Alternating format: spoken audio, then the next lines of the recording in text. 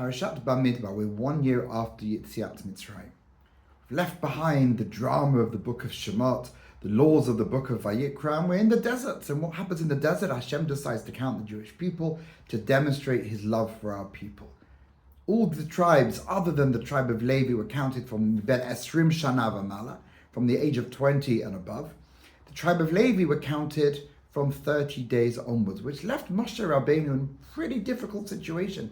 How do you go and knock on all the tent flaps in the desert and say, how many little babies you got here? How many little kids running around? So based on an unusual phrase in the parasha, Al Pi Hashem, the Medrash teaches us that Moshe went to every tent and a bat kol, a voice came out of heaven and announced to Moshe how many Leviim were in that particular area. Strange. Why did Moshe have to go to the tent? If Hashem was prepared to give him the information, then let him sit down on his chair, in his tent, in his home area. Hashem would simply give him the information. And more than that, if Hashem could do that for the tribe of Levi, Hashem could do that for the whole nation. Why did Moshe have to go and count anybody? It all could have been given as a download by Hashem to Moshe's census-taking device, and he would have known. So remember, Rashi tells us the whole counting was in order to demonstrate love.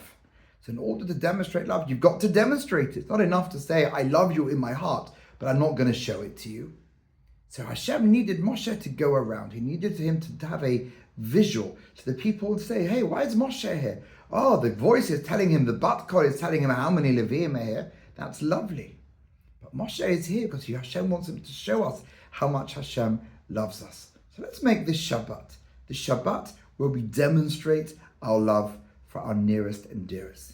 If Hashem chose us in the opening part of this week's parasha, the need not only to declare love, but to have Moshe Rabbeinu physically demonstrate that love, then al achat kama v'kama, how much more so in our own lives must we be sure to demonstrate the love for those in our lives. Remember, Vayichan Sham Yisrael Neged Har Shavu, what happened because of unity?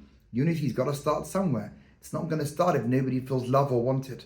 So before Shavuot, let's make sure that the Vayichan, everyone in our home, everyone that we're responsible for, feels that their place matters and they are indeed beloved to Hashem and to us.